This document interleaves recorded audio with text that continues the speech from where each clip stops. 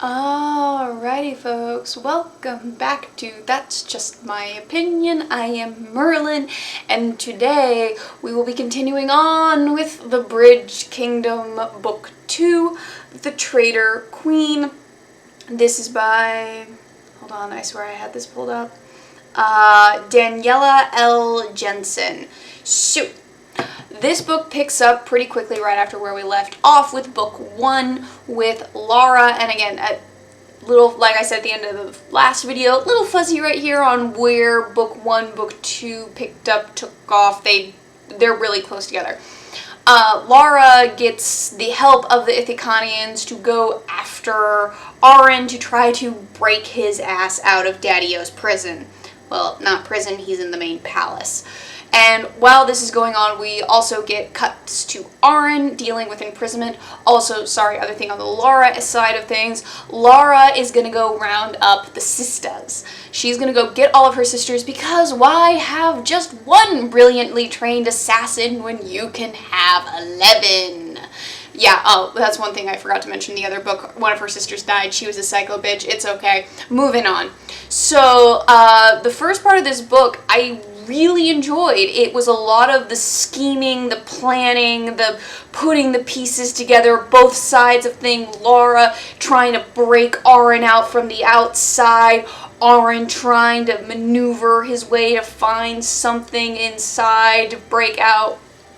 And during this, Aaron ends up forming a reluctant alliance, an alliance of convenience, one might say, with Laura's brother. Not just her half-brother, her full brother. They shared the same mother as well as the same father. He is also the current heir to Daddy-O, who is not exactly happy that this kid is now his heir.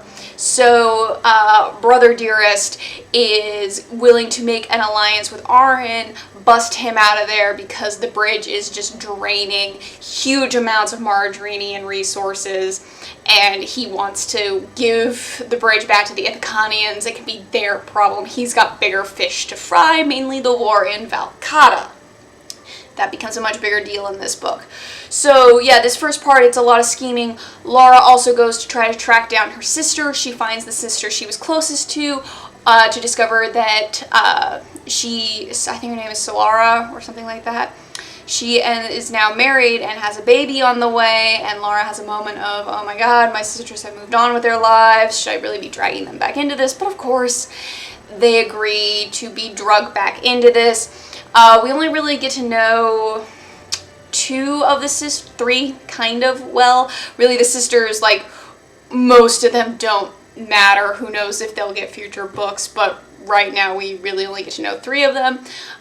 Solara, don't think that was her actual name, but that's what I'm going to call her.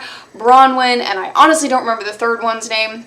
But anyway, with the help of the Ithacanians and the wives of Daddy-O, who absolutely hate him for what he's done, stealing their girls away, because he has a harem of wives, the harem protects their own, so they are willing to work with Aaron and the girls to help take him down. And there's a whole break into the palace, snatch the prisoners, because Aaron also has to bust out this Valcatan general who may have a thing with Brother Dearest, possibly, but she's also the enemy. Little Romeo and Juliet thing going on there. So they end up busting out. They end up getting separated. Aaron and Laura have to go through the Red Desert and get to Valcata, where they're going to beg the forgiveness of the Empress of Valcata, so that way they can have an ally, because they are also going to finally uphold the northern side of this treaty, and Anna is going to go sail off to the north to marry the prince of wherever, it was something with an H, their prince, once the war is won. So, throughout this, once they bust Aaron out, wow, Lauren, I guess that's their couple name, Aaron out, and Laura and Aaron are escaping through the desert together, This is where I think the book hits a bit of a downhill slide because it is Angst City. When I said prepare thyselves, I meant it, okay here, folks? Wow, is it just the epitome of the I love you, but you betrayed me. I want your forgiveness, but I betrayed you. Oh my god, it gets so old. So old. It was just, I'm like, oh my god. There were a few points where, because Laura's whole plan is that after she gets Aaron back to the Ithacanians, once they get that done, that she's going to go off and seek her vengeance against Daddy-O and kill him. I'm like, good for you, honey. Let's go full revenge killing time. Let's do this. Let's go for this. I'm down. Let's get some vengeance for you and your sisters. And there were a few points in the story where the author could have had Laura and Aaron break apart. They could have gone back into two separate storylines. Aaron going back to Ithacana to take back things, and Laura going on her revenge spree, possibly with her sisters. But no, they just keep, for the most contrived reasons, is getting stuck together, and that, oh, they can't leave, even to some points where it's literally Aaron, like, grabbing onto her and like, no, you won't leave, and I can't let you go, and then they boink once, and then he does leave her, and this is where, okay, I'm going to spend a lot of time, because again, once they get back together and after the mortal peril has passed, it just falls into Angst City. So I'm going to skip over a lot of the angsting. They go to Valcata. They try to convince the Empress. The Empress basically says, F you, I am not going to help you because you sided with the Maradrinians, my lifelong nemesis. Fist shaking. It's a thing. But the general they helped bust out, who may have a thing with Brother Dearest, says she'll make a deal with them and she will provide support and everything to help them out and reclaim the bridge again. The youngsters are kind of ousting the older generation here. So they end up agreeing with a pseudo-alliance with Valcata, kind of. They end up getting back to Ithacana. They start fighting, and this is where my suspension of disbelief for how much damage the human body can take snapped like an over-dried twig, because they battle for Midwatch, which, you know, again, very strategic island.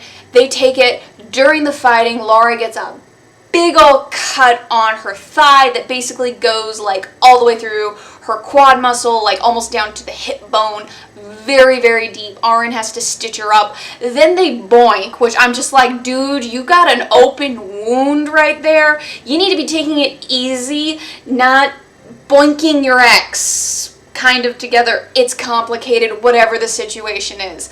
And then Aaron leaves her and she wakes up alone and devastated. So she decides to climb up on the bridge and go back to killing Daddy-O. But then she sees that Arenal is under attack and she's going to go save them because, yeah, she's going to make a big difference. So this girl has literally climbed up to the top of the bridge, is walking along the bridge, ends up like running all the way back to Arenal, while meanwhile Aaron and the others are like putting on the defense, like trying to protect this fortress city, la la la. And Laura ends up making it to the island. Like, she's like, she says like she has some herbs and stuff that can, like, you know, they're like stimulants, and I'm like, dude, I don't care if you're on freaking cocaine. Your blood loss alone. And she ends up making it into this battle, and there's points where they're talking about like she's like beyond the point of exhaustion, and then she sees her dad's ship there, and there's like a storm coming, and like the storm is gonna wipe out the fleet, and most of the fleet runs, but her father's ship is still there because he's gonna take this freaking island, and it kills him.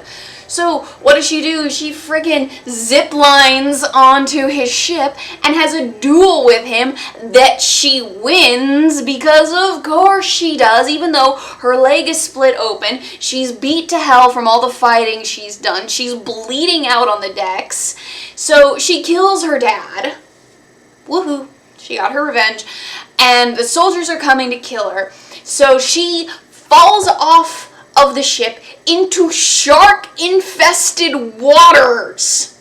Literally swarming with sharks. And she is like, well, this is how I die. But then the people on the cliffs, the Ithacanians, are screaming at her, swim for the cave that's like the secret entrance into the fortress city. So she does. She's swimming as hard as she can. Sharks keep freaking bumping up against her, but not taking a jump, I guess. Even though these sharks are trained to be man-eaters, they don't decide to take a little nom nom out of her. She swims up to the gate, but Daddy-O had a freaking chain around the gate and was trying to pull it out, so now the gate is like wedged in the cave wall, so she can't get out. But Aaron, he finds out that she's trying to make it through, so he swims up to the gate and he sees her and he promises, I'm not gonna let you go, you're gonna be okay. And she's like, let me go. And he's like, you're gonna be fine. And he dives down and he finds a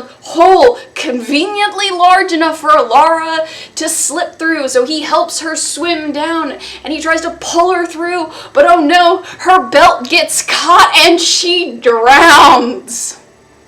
Literally, she drowns. She pulls her ass out of the water and she is dead. She got no heartbeat. She's not breathing. He starts doing chest compressions and CPR, doing the please come back, I love you thing. And guess what? She's fine. No. So many levels of this girl is dead 10 times over. Not only was she swimming, again, even assuming the sharks were already munched out on all the other sailors they had eaten, and by the time she made it up to the gate, she would have bled out in the water. This is a deep thigh wound. I'm sorry, she dead from blood loss alone. And then she drowned, and somehow she's okay at the end. Also, you're gonna love the workaround they do for why, because again, she gets accepted back in as queen, and she gets to be with Aaron. They get their happily ever after, because the way they try traitors in Ithacana is chumming the waters and then dangling the person into the water so the sharks rip them up. Well, according to legend, if a person is truly repentant or doesn't truly mean Ithacana harm, the sharks don't nom nom. So, of course, she survived trial as a traitor. They get their happily ever after. Yeah. So, again, I liked this book when it wasn't an angst fest. When it wasn't just about Laura and Aaron angsting about the I love you, but I can't be with yous. I actually really enjoyed it, but when it got into that, it was just like, oh my god, can we do something else? Yeah, again, no real big character changes in this, no big dynamic shifts between Laura and Aaron. Everything stays pretty much where it was. I can't say there were any big changes on that front. Yeah, that was all still pretty much the same. Side characters were still enjoyable. I wish we could have seen more of the sisters, which, who knows, maybe if the author continues writing in this world, the sisters will end up getting romances. I don't know. As of this moment, there are only 2 books out in this series. I have theories, I have thoughts on who, if this author continues to write in this world, of who the next possible character romance couplings could be. One would be Brother Dearest and the General. I could see some interesting things possibly happening with them, with the Maradrini and Velcotton relationships, culture clash, and all that jazz. It could be relatively interesting. The other one, and the slightly more obvious one that I think could be, would be Anna having to go up north to marry the prince of, I think it's Herondal? Yeah, Herondal. And do that whole thing. So those could potentially, possibly be the next ones. I don't know. We'll see what happens. Maybe I'll do the third book if and when it comes out. But for right now, The Traitor Queen, 2.75, maybe to 2.5. Did not enjoy it nearly as much as The Bridge Kingdom, but hey, that's just my opinion. If you disagree with me, that's totally cool. If you'd like to see me take a crack at something in particular in the future, leave your comments down below, and I will talk to you guys in a little while.